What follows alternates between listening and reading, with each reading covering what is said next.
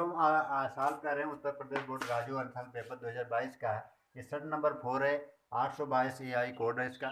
इससे पहले हम लोग क्वेश्चन नंबर 3 तक कितने खंड होते हैं पार्ट नंबर हम लोग 16 और 17 में हम लोग सॉल्व किए हैं। अब पार्ट नंबर 18 जो होगा हमारा ये बनेगा क्वेश्चन नंबर ये 4 से का से स्टार्ट होता है। ये राजू पब्लिकेशन का सॉल्व है। क्लियर है। तो हम लोग ये सॉल्व करते हैं।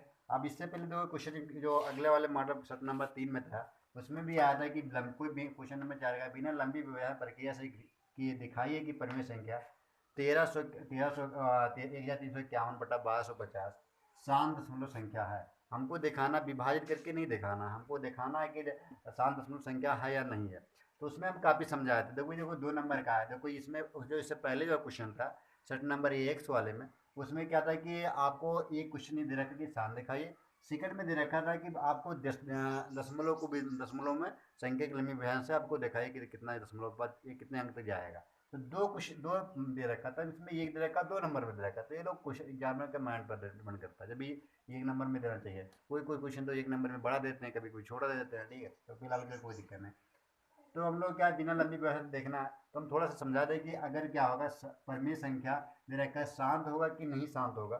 थोड़ी देर के लेके अगर मान लिया जाए अगर जो एक होता अंश और एक होता नीचे में हर होता है तो अंश पी बटा क्यू की कोई मतलब परिमेय संख्या होगी। अगर वो हर जो है वो अगर 2 की पावर n और 5 की पावर n में अगर है कोई भी संख्या अगर है उसके अगर बराबर हो जाती है तो वो शांत दशमलव संख्या कहलाती है। शांत दशमलव वो शांत दशमलव संख्या कहलाएगी। इससे पहले वाले पार्ट में हम समझाया है। तो वो शांत दशमलव संख्या कहलाती है अगर 2 की पावर n और प्लस 5 की पावर n में है। अगर ये 2 की पावर n और गुणे 5 की पावर n या कुछ पार्ट अलग अलग ना 2 की पावर और 5 की पावर में हो, अगर यही में कोई पार्ट और मल्टीपल हो जाता है कि 6 की पावर 5 हो जाता है तो आपको शांत दशमलव नहीं होगा, वो अशांत दशमलव संख्या कहलाएगी। तो आप ध्यान देना ये शांत कहलाएगी। तो 2 की पावर n और 5 की पावर n में होना चाहिए तो वो शांत दशमलव संख्या कहलाती है, ऐसा नहीं कहलाएगी। तो हमको केवल वॉल्यूम में चेक करना है, केवल हर को चेक करना पड़ता है कि 2 की पावर और 5 की पावर में लिख सकते हैं कि इन्वर्स है। और इसको सॉल्व करने के लिए क्या करना पड़ता है, हम लोग एलसीएम लेना पड़ता है। तो क्लियर, इसको मिटा दे रहे हैं। ठीक है, तो हम लोग 1250 जो रखा है उसको हम लोग चेक कर रहे हैं कि किस पर फॉर्मेट में हम लोग लिख सकते हैं। 2 की पावर बाकी 5 की पावर में लिख सकते हैं कि नहीं लिख सकते हैं। तो दिया क्या 1351/1250। अब इसको हमको देखो 1250 का हम लोग एलसीएम लेंगे। ठीक है, तो यहाँ जब एलसीएम लेंगे तो यहाँ मिल जाएगा 2 से करेंगे तो यहाँ 2 छक 12, नीचे 2 पंचे 10, तो 2 से फिर को 5 से काटेंगे तो 5 एक नम 5, 5 में 10 50 25 और 5 में 10 50 25 फिर 50 25 एंड 5 एक नम 5। तो देखो मिलेगा 2 गुड़े 5 गुड़े 5 गुड़े 5 गुड़े 5, तो 4 देकर 5 आया 2, 2 की पावर 1 गुड़े 5 की पावर 4 लिखते हैं। देखो हमें बताया तभी कि 2 की पावर m और 5 की पावर n में कोई भी लिखा जाए तो वो शांत दशमलव संख्या कहलाती है। कैसी संख्या कहलाती है? शांत दशमलव संख्या कहलाती है। तो देखो 2 की पावर 1 इसको हम लिख लेते हैं कि 1351/2 की पावर 1 और गुणे 5 की पावर 4। तो हम लोग लिख सकते हैं इम्प्लाइड है कि ये 2 की पावर 1 गुणे 5 की पावर 4 वो कंडीशन का फुलफिल करता है। 2 की पावर n 5 की पावर m को फुलफिल करता है। अगर इस कंडीशन को फुलफिल करता है तो संख्या कहलाएगी शांत दशमलव संख्या कहलाएगी। शांत दशमलव संख्या है, शांत संख्या है। ठीक है, शांत दशमलव परिमेय संख्या लिखो, परिमेय संख्या। ठीक है, परिमेय संख्या तो हमारा यही आंसर हो जाएगा। ठीक है, तो बहुत डिफिकल्ट नहीं था। 1 2 नंबर में क्वेश्चन आया तो केवल क्या आपको आंसर देना, आप कुछ नहीं सॉल्व करना कि शांत दशमलव है या नहीं है। तो आप इस प्रकार शो करा सकते, दिखा सकते हैं। ठीक है, जो अगला क्वेश्चन में दे रखा है वो हम लोग देखते हैं। ये मिटाल दे रहे हैं। ठीक है, ये 2 नंबर क्वेश्चन था। आप लोग पसंद आया तो सब्सक्राइब करना, समझ में बढ़िया न करना, समझ में तो बस सब्सक्राइब करना। ठीक है, कोई परेशान नहीं है आप लोगों का। आप देखो 4 के का बाद में क्या लिखते हैं, खा लिख सकते हैं हम लोग। तो यहाँ खा वाले में कहता है कि द्विघात समीकरण दे रखा है। कहता है कि 3x² minus 2√6x+2 equal to 0 दे रखा है। कहता है कि ये मूल गुणनखंड विधि से हल की जाए। कि मूल को हल करना है वो किस विधि से, गुणनखंड विधि से, गुणनखंड विधि से हल करना है। ठीक है, अगर गुणनखंड विधि से हल करना है तो हम लोग सॉल्व कर सकते हैं। तो किस प्रकार सॉल्व करेंगे वो देखते हैं। आप देखो ये हमको अगर सॉल्व करना तो दे रखा है 3x², मान लीजिए भी 2 नंबर का दे रखा है, 2 नंबर का है। ठीक है, तो x+2 लिखा। अब हम लोग क्या करते हैं, इसको से मल्टीप्लाई करेंगे तो 2 गुणे 3 इक्वल टू क्या मिलेगा, 6 मिलेगा। अब हम लोग क्या करते हैं कि कोई भी इस पार्ट में 6 को तोड़ते हैं कि ये जोड़ने या घटाने पर 2√6 ही आए। तो हम लोग पता है क्या है कि √6 गुणे √6 अगर गुणा करेंगे तो 6 ही मिलेगा, 2 बार रूट रूट गुणा करेंगे तो √6 ही मिलेगा ना। अगर दोनों को √6 को अगर इसको हम जोड़ दें माइनस में तो हम लोग -2√6 भी आ जाएगा, क्योंकि इसमें 1 लिखा तो 2√6 होगा।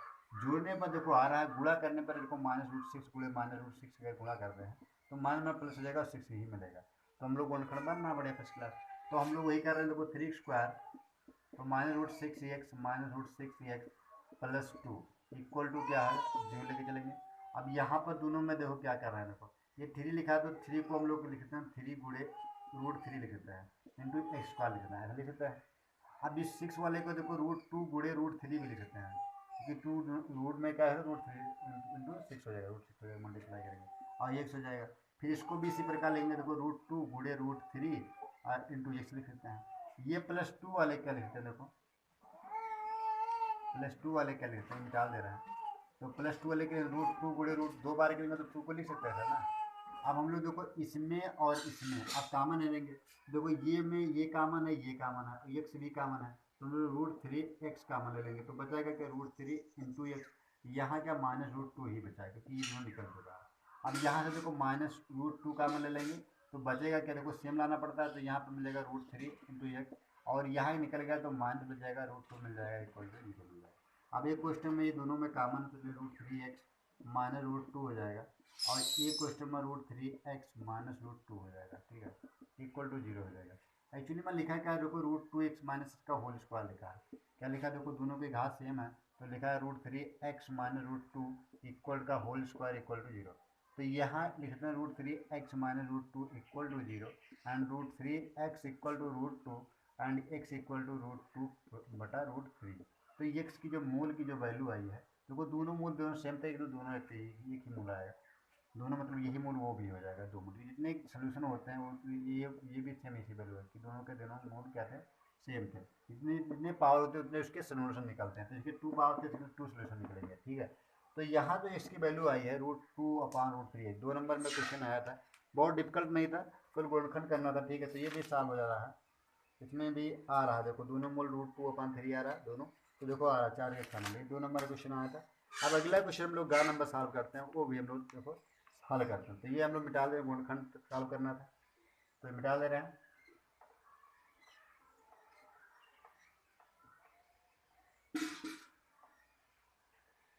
अब हम लोग गा नंबर देखते हैं 4 का गा।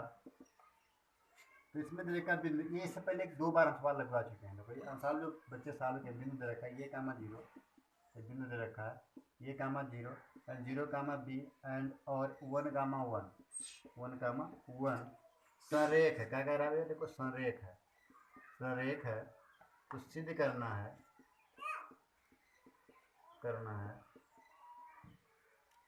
कि 1/a plus 1/b equal to 1। तो कई बार इंपॉर्टेंट 2 नंबर में आया, जो 60 नंबर शायद 2 में क्या था कि वो 4 नंबर में था, यही क्वेश्चन 4 नंबर में दे रखा है, यही क्वेश्चन 2 नंबर में दे रखा है। तो देखो क्या है कि क्वेश्चन हम लोगों का तो संरेख दे रखा है, तो ये और एक क्वेश्चन इसी में दे रखा है, 2 बार 4 नंबर में आया, अब इसमें क्वेश्चन देखो 2 नंबर में दिया है। तो एग्जामिनर के माइंड पर डिपेंड करता है कि 2 नंबर में दे रहा है कि 4 नंबर है, ये इंपॉर्टेंट क्वेश्चन बहुत है, एग्जाम पॉइंट भी पड़ गया, हमेशा याद रखना, ठीक है। तो यहाँ पर हम लोग देखो पहला नंबर क्या है, हम लोग ले लेते हैं फर्स्ट पॉइंट में x1 इक्वल टू क्या मिल जाएगा, ये मिल जाएगा, x2 इक्वल टू क्या मिल जाएगा, 0 मिल जाएगा, x3 इक्वल टू क्या मिल जाएगा 1 and y1 equal to 0 and y2 equal to b and y3 equal to 1।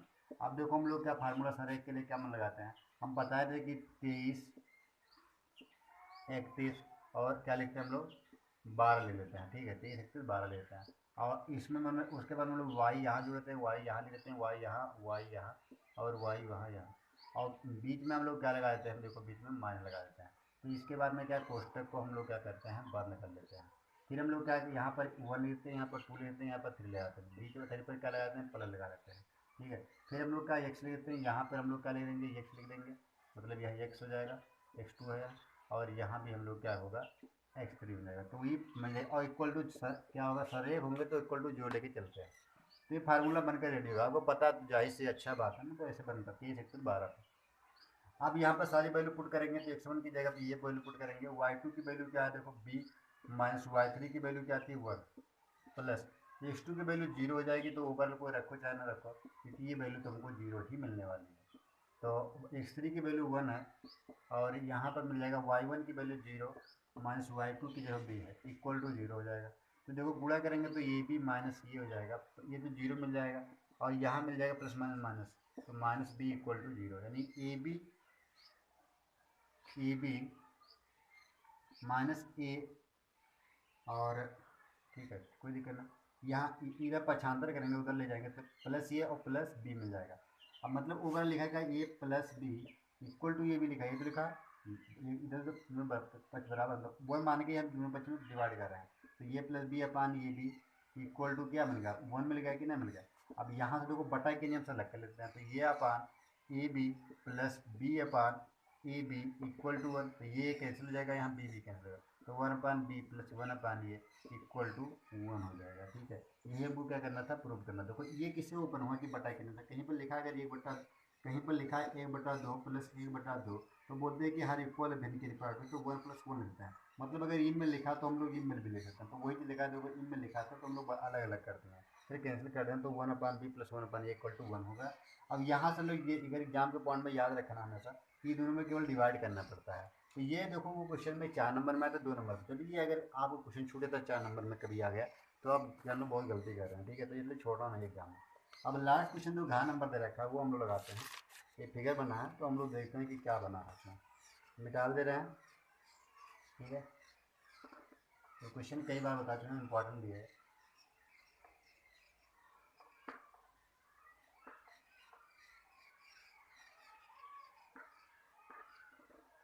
अब घा नंबर क्वेश्चन हमारा है, चित्र बना है इसमें। ठीक है, चित्र बना है, कहता है वो बेटा केंद्र है, तो यदि P Q equal to 24 centimetre दे रखा है और P R equal to 7 centimetre दे रखा है, तो छायांकित भाग क्या देना है, छायांकित भाग। ठीक है, ये फिगर में कुछ इस प्रकार बना, देखो आपको वहाँ बना रहेगा, ये बना है आर, ये पी बना है, ये लाइन ड्रा की गई है, ये डायमीटर से हमेशा पास करती है वो है, और ये 90 डिग्री बनाता है, और ये छायांकित भाग इसका। तो कहता है कि आप छायांकित भाग क्या करना है, वो बेटे केंद्र बता दिया है, वो बेटे क्या है केंद्र है। तो ये समीकरण पी क्यू बराबर, देखो पी और क्यू डिस्टेंस दिया है, तो पी क्यू दे रखा है मतलब 24 मीटर दे रखा है 24, और पी आर मतलब 7 सेंटीमीटर भी दे रखा है। अब हम लोग जानते हैं पहला नंबर क्या है, ये देखो ये राइट एंगल ट्रायंगल मतलब समकोण त्रिभुज बना रहा है, तो हम पता है कि ए वाली एरिया जो सफेद वाली बनी है ये समकोण त्रिभुज बना है, तो हमें पता है कि समकोण त्रिभुज का क्षेत्रफल क्या होता है। उसके बाद में जो पूरा जो हाफ रेडियस बना रखा है ना, ये आर्क का क्षेत्रफल बना है, आर्क का क्षेत्रफल निकालने के बाद में ये सफेद वाला घटा देंगे तो हमको छायांकित भाग का क्षेत्रफल बहुत आसान 2 नंबर में आया। ठीक है, ये इससे पहले एक बार 4 नंबर में भी आ गया। ठीक है, तो ये 2 नंबर इसमें दिए, तो हम देखते हैं कि समकोण त्रिभुज का क्षेत्रफल क्या होगा, समकोण त्रिभुज का क्षेत्रफल 1/2 गुणे आधार गुणे क्या होगा भाई, ऊंचाई होगा, तो 1/2 आधार की वैल्यू कितना देखो भाई 7 है, ऊंचाई कितना 24 है, तो गुणा जब करेंगे देखो तो कटे बाद में 24 मिल जाएगा और बस पे 84 सेंटीमीटर स्क्वायर होगा। ये हमको क्या निकला, ये त्रिभुज के क्षेत्र निकला। अब हम लोग क्या करते हैं, अर्धवृत्त के क्षेत्र निकालते हैं, तो अर्धवृत्त का क्षेत्रफल, अरे देखो अर्धवृत्त निकालने के पहले हमको क्या रेडियस चाहिए, चाहिए कि नहीं चाहिए, तो अगर रेडियस आपका चाहिए तो हमें पता ना है नहीं कि तो यहाँ से लोग अगर यहाँ से क्या निकालते हैं, ये वाली लाइन निकाल सकते हैं, जो कोई आधारी लंब की कर्ण बन जाएगी, त्रिभुज आर पी या कोण R P R P Q में, तो पी जो है हमारा वो 90 डिग्री है, तो कर्ण के स्क्वायर बराबर लंब का स्क्वायर प्लस आधार का, कर्ण का स्क्वायर तुमको निकालना है, तो लंब का स्क्वायर में 24 का स्क्वायर प्लस आधार मतलब 7 का स्क्वायर, और 24 का जब स्क्वायर करेंगे तो 4 तो 16 के 6 सिलाई 1 और 4 दूनी 8 8 दूनी 16 16 1 17 के 7 सिलाई 1 और दूनी 4 1 5 5 76 प्लस 8 49, अब जोड़ेंगे तो 9 6 15 के 5 और 7 6 7 4 11 12 के 2 से लगे 5 625 है, यानी कर्ण बराबर क्या होगा √25 रहेगा। तो कर्ण बराबर कितना होगा भैया, ये 625 का वर्गमूल लेंगे तो 25 मिल जाएगा। ये कितना मिल जाएगा भरत भाई, 25 ही मिल जाएगा। तो कर्ण की डिस्टेंस कितनी आ गई है, ये 25 आ गई है। अब हम लोग क्या करते हैं, देखो हम लोग अर्धवृत्त का क्षेत्रफल निकाल, अगर रेडियस चार्ज है मतलब डी मिल चुका हमें कर्ण, मतलब ये 25 मिल जाएगा। और डी बराबर क्या होगा 2 आर तो 25, यानी आर बराबर क्या होगा 25 बटा कितना मिल जाएगा 2 मिल जाएगा। ठीक है, अब हम लोग फार्मूला लगाएंगे। देखो अर्धवृत्त का क्षेत्रफल क्या होगा, अर्धवृत्त का क्षेत्रफल जो होगा वो क्या होगा 1/2 पाई आर स्क्वायर होगा।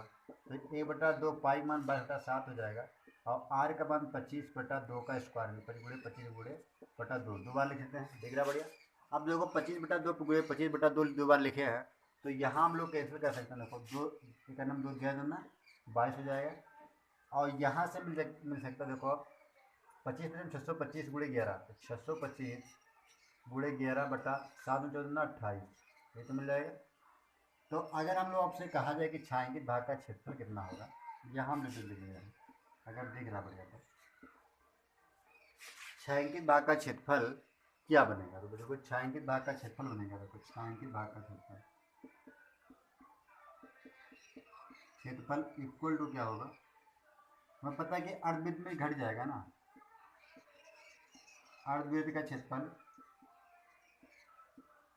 माइनस क्या होगा समकोण त्रिभुज का क्षेत्रफल, समकोण त्रिभुज का क्षेत्रफल।